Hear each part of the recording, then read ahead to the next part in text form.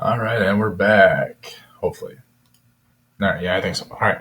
So this is where we kind of ended. Later enlightenment. These two guys, again, just they're important to know.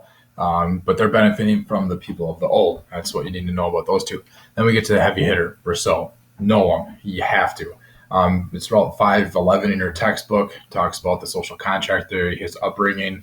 I'm only spending about a slide on him, which is kind of a travesty in that sense because he is so influential, even into the United States, society and government. So he's born in Geneva, just to kind of know that he's lower class. Then he comes up with this social contract theory in 1762.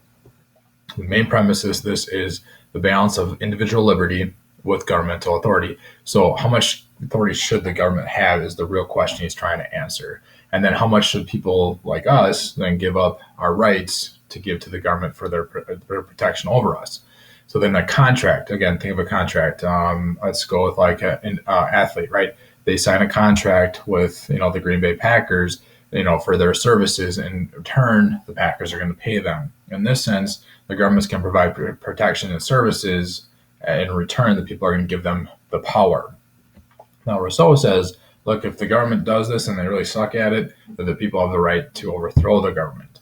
Okay, but then again, the major point here, hopefully my mouth shows up. People agreed to give up their rights in return for protection. Major part of this. You're going to hear in your textbook this idea of general will.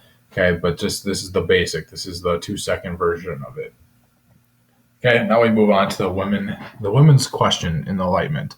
So Enlightenment thinkers thought women were destined to be essentially childbearers, especially writers. For some reason, writers didn't like women at the time period. I don't know why, but they were destined to be mothers. So you guys have like Rousseau, who thought that women should, be advanced in education and some other things, but for the sole purpose of being a mother.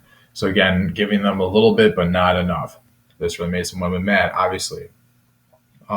There were some pretty big women thinkers at the time. What we're going to talk about in a second is these things such as saloons or coffee houses. Women were around these things, so they were benefited from just the conversation of being around some really smart people, like, again, Rousseau or Montesquieu. We'll get more of that in a second. So Mary Astel, she promotes for better education, equality of sexes in marriage. So think about this. If a woman is born or a girl is born, right, she's raised under her father's authority and permissions, I guess, and then she's then married off against her will, or maybe she doesn't have a choice, into another man's world under his rules and his kind of traditions and customs. So the woman never at any point has a say in what she wants or the way things go. So again, her and the other Mary Wollstonecraft believe that this is kind of a form of slavery. And if you think about it, it kind of makes sense. At no point in a woman's life did they really have a decision-making process. Now, it's a little better than slavery, and I'm sure a slave at the time period would be like, I think you got it better than I. But I think this is kind of exaggerated for a point, to make a point. Going to Mary Wollstonecraft, she's the founder of modern European feminism. She calls out Enlightenment thinkers such as Rousseau and kind of says, look, this is not right. She advocates for equality in education, economics, and political life. Pretty bold at the time, considering most men didn't think that the women were physically and intellectually capable of being at the same level as them. So it's one thing, right, for women like Mary Astel to want better education. It's another to want political equality of being able to just sit next to a person in government. I'm not saying that's wrong, but I'm just saying that's a big jump. And she does that. And I think she has some effect with that. Social environment with the philosophy. So again, this is where it might not make sense. We're jumping from the woman question to the social environment, but women play a role, and I'll show you why. So besides the sale of books and trees, salons, now this isn't a place where you get your hair done. This is like a elegant room in a mansion. These are places where after you eat dinner, you retire to, which is kind of a weird way to think about it, to essentially, in the olden days, especially for guys, sitting there drinking liquor, wine, smoking cigars.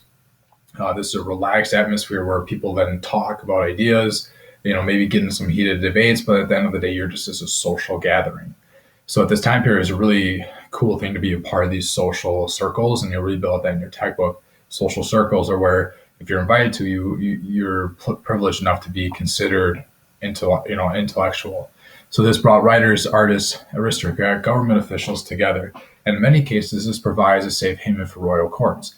And guess what? Women are actually the ones who put this on. They're the hostess, right? Now, the host is usually the male. That has to have a pretty heavy name for even, Montesquieu to show up at your place. But it's the women that kind of dictate the agenda, but not only just the food, but the agenda of what was going to get talked about. You'll see in a picture in a second. It's social, but it still has a structure. At the time period, you have a couple of guys who get in trouble with the course, and then they go to these places where they kind of have safe haven. So besides salons, you have coffee houses, cafes, reading clubs, and public libraries. They're also influential in spreading the ideas and the Enlightenment. Without this, the printing press is influential, but again, you got to have people talking to get these ideas through. Learned societies form, right? We've heard these before. The Freemasons, I'm sure someone's thinking out to the Illuminati. I don't even know if that's a thing or not. But anyways, so this is kind of very influential in how ideas spread. A couple of you in your speed dating roles have some of these women that host this, right? And we'll kind of point to two of them.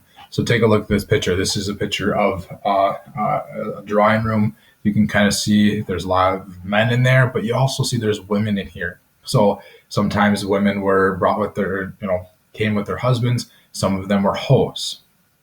Okay, this is where people would talk and debate ideas. You have two major women, Madame Geoffrin and then Madame Necker.